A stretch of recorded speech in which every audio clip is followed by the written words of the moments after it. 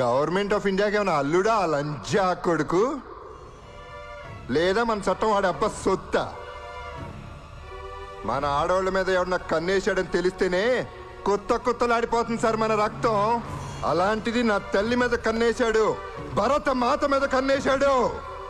నా కొడుకులు ఈ గెడ్డ మీద కాలు పెడితే నా తల్లి గుండెల మీద కాలు పెట్టినట్టే, అందుకే చంపేశా.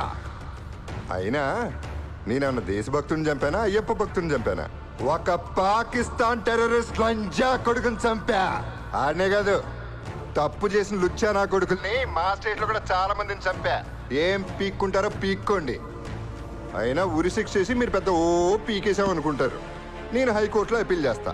అక్కడ అదే శిక్ష పడింది అనుకోండి, నేను సుప్రీం కోర్టుకి వెళ్తా. అక్కడ కూడా ఉరి శిక్ష కన్ఫర్మ్ చేశారు అనుకోండి, రాష్ట్రపతిని క్షమాభిక్ష అడుగుతా. సదరు రాష్ట్రపతి గారు అవునా కాదా అని ఆలోచించి చెప్పే లోపల నా తొట్టి కిందకి 90 ఏళ్ళు వచ్చి పైకి పోతా. ఆ తర్వాత మీరు పీకేదేంటి, నేను చూసేదేంటి? ఇదే కదా సార్ 173 మంది ఇండియన్స్ ని కిరాతకంగా చంపిన హసబ్ గడికి మన ఇండియన్ పీనల్ కోడ్ ఇచ్చిన ఫెసిలిటీ.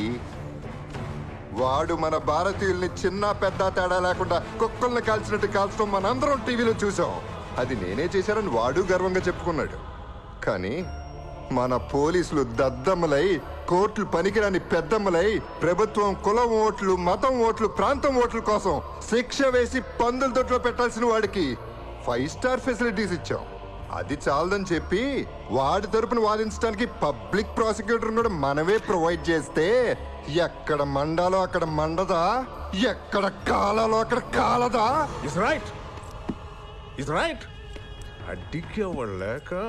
ఇందులో పెద్ద జోక్ ఏంటంటే వాడికిచ్చిన సెక్యూరిటీ మన ప్రైమ్ మినిస్టర్ కూడా లేదు.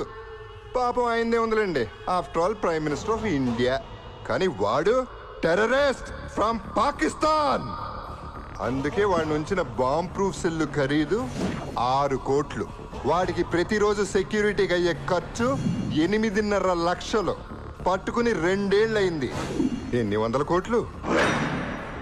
ఆ డబ్బంతా ఎవడమ్మ మొగుడు సొమ్మో కాదు, మాది, మనది.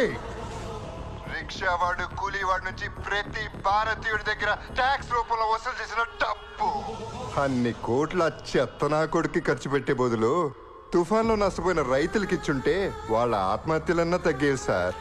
అట్లీస్ట్ మన ఇండియన్ ఆఫీసర్స్ కి మంచి బుల్లెట్ ప్రూఫ్ జాకెట్లు ఇచ్చినా సంతోషించేవాళ్ళం.